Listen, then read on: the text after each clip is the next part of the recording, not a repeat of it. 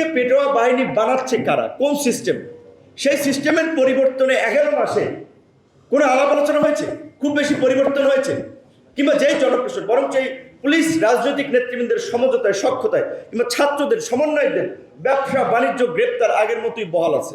এই গণ অভ্যুত্থানের পরে এখন কারাগার আছে 77,000।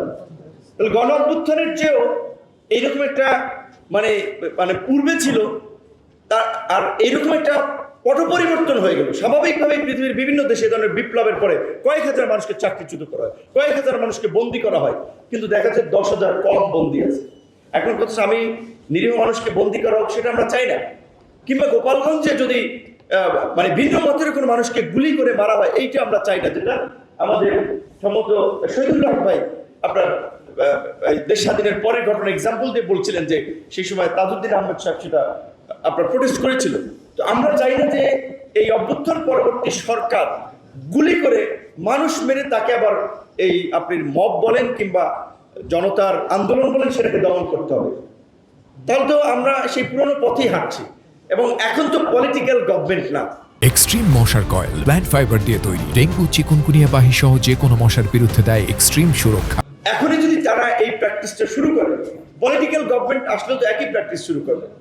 এবং এই যে গণ অভ্যুত্থানের পরে আমরা ব্যাপক সংস্কার, স্বল্প সংস্কার, গভীর সংস্কার, অনেক সংস্কার, কম সংস্কার, বিভিন্ন সংস্কার নিয়ে আলাপ করছি, অথচ মূল সংস্কারের যে জায়গাটা ছিল আমি মনে করি যে এই গণ অভ্যুত্থানের পর আমাদের পুলিশ এবং জনপ্রশাসনের সংস্কার, যে তাদের যে শুধুমাত্র নৈতিকভাবে তাদের নৈতিক স্খলন ঘটেছে সেটা না, তাদের পেশাদারিত্ব তো অনেক আগেই তারা কবর দিয়েছে।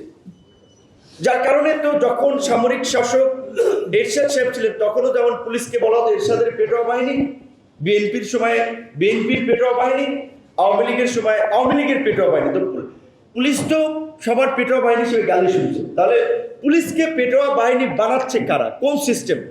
সেই সিস্টেমের পরিবর্তনে 11 মাসে কোনো আলাপ আলোচনা হয়েছে? খুব বেশি পরিবর্তন হয়েছে?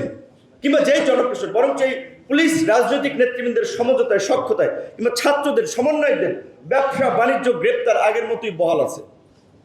এখনো বিভিন্ন জেলায় এসপি পোস্টিং নিচ্ছে, ডিসি পোস্টিং নিচ্ছে টাকা দিয়ে।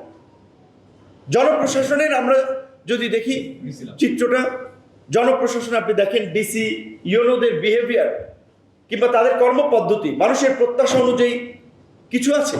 সাধারণ মানুষকে এখনো ইউনো অফিসে গিয়ে মনে করতে পারে যে এটা একটা সরকারি অফিস, নাগরিক হিসেবে আমি এখানে আমার একটা সমস্যা নিয়ে যেতে পারি, তার রাজনৈতিক পরিচয় না থাকলে তার কোনো দাম নাই। তাহলে আমরা যে নাগরিক অধিকার এবং মর্যাদার একটা নতুন বাংলাদেশ বিনির্মাণ করতে চেয়েছিলাম, এখন সিম্পল এবং মৌলিক কিছু সংস্কার এই সরকার চাইলে যেটা করতো, বিএনপিও বাধা দিত না, কেউ বাধা দিত না, জামাতও বাধা দিত না, আমরা বাধা দিতাম না। হয়েছে সত্যিকার অর্থে প্রশাসনের বিএনপি এবং জামাতের পুনর্বাসন। অবশ্যই বিএনপি জামাত রাজনৈতিক পরিচয়ের কারণে যদি প্রশাসনে কেউ বঞ্চিত হয়ে থাকে তাহলে মূল্যায়নের আমরা পক্ষে, কিন্তু প্রশাসনকেও যদি আবার এখন বিএনপি জামাতের পুনর্বাসন করা হয় তো এই প্রশাসনও তো আগের প্রশাসনও পলিটিক্যাল বিহেভ করবে। সেক্ষেত্রে আমরা যে একটা জনবান্ধব নিরপেক্ষ পেশাদারিত্বের প্রশাসন আমরা চেয়েছিলাম সেগুলো কিন্তু আমরা পাচ্ছি না। রাজনৈতিক সংস্কারের ক্ষেত্রে আমরা অন্তত ভেবেছিলাম যে রাজনৈতিক দলগুলোর মধ্যে একটা পরিবর্তন হবে, উপলব্ধি হবে। ওই যে মঞ্জু ভাই বলে গিয়েছিলেন যে যারা গত 16 বছরে প্রকাশ্যে একটা মিছিল করতে পারেন নাই, প্রকাশ্যে হাঁটতে পারেন নাই 10 জনে মিলে, এখন তারা সভা সমাবেশ করে হুঙ্কার দিচ্ছেন, বিভিন্ন প্রতিষ্ঠান দখলে নিচ্ছেন, স্কুল কলেজ মসজিদ মাদ্রাসা থেকে শুরু করে সচিবালয়। অথচ আপনার অন্যান্য স্টেক হোল্ডারদের যে ন্যায্যতার জায়গা থেকে আমরা যে এটা উপলব্ধি করেছিলাম যে বৃহত্তর স্বার্থে সবাই কাঁধে কাঁধ মিলিয়ে কাজ করা, সেই মেন্টালিটি আমরা তাদের মধ্যে দেখি না, বরং ওই ক্ষমতার পেশি শক্তি আধিপত্য বিস্তারেরই প্রবণতা রাজনীতি আমরা দেখতে পাচ্ছি। আপনার নিশ্চয়ই একটা কথা বলে শেষ করবো, মঈন স্যার এখানে আছে দেখে আমার এই কথাটা মনে পড়ছে। কথাগুলো হয়তো অনেকে আমার ভালো লাগবে না, কারণ আগে আওয়ামী লীগের বিরুদ্ধে, হাসিনার বিরুদ্ধে স্লোগান দিতাম, গালি দিতাম, বিরোধী দল সবাই বাহবা দিত। আবার এখন আমাদের স্টেক হোল্ডারদের অপকর্ম নিয়ে কথা বললে তারা মনক্ষুণ্ণ হয় যে কি খবর, আবার বিপিনুর আমাদেরও সমালোচনা করে। আমি তো একজন ইন্ডিভিজুয়াল, আমার তো একটা আইডেন্টিটি আছে, আমি তো কোনো রাজনৈতিক দল করি না যে আমি সেই দলকেই সাপোর্ট করে যাবো বা তাদের সার্ভিস করে যাবো। এটাতে কেউ খুশি হলো অখুশি হলো এটা আমার বিষয় না। শেষ কথা বলতে চাই এটা যে মঈন স্যারকে দেখে, তিনি ঢাকা বিশ্ববিদ্যালয়ের শিক্ষক ছিলেন, আপনারা জানেন, তার মতো একজন ভদ্র সজ্জন মানুষ রাজনীতিতে এসেছিলেন।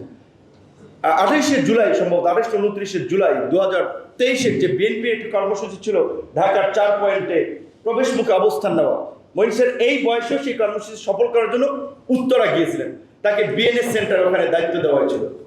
যদিও স্যার গিয়েছেন, অন্যান্য তুখোর নেতৃবৃন্দ অনেকে স্পটে গিয়েছেন, কেউ যেতে পারেন নাই, সেই কর্মসূচি কিন্তু আধা ঘন্টার জন্য দাঁড়াইতে পারে নাই বিএনপি।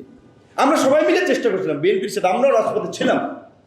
তো এই গণ অভ্যুত্থানটা, যেটা আরেকজন বক্তা বলেছিল, যে মঞ্জু ভাই সম্ভবত বলেছিল, কিভাবে দিনের পর দিন যাত্রাবাড়ি, উত্তরা, মিরপুরে মানুষ বন্দুকের নলের সামনে ওই এলাকাকে কর্ডন করে রেখেছিল।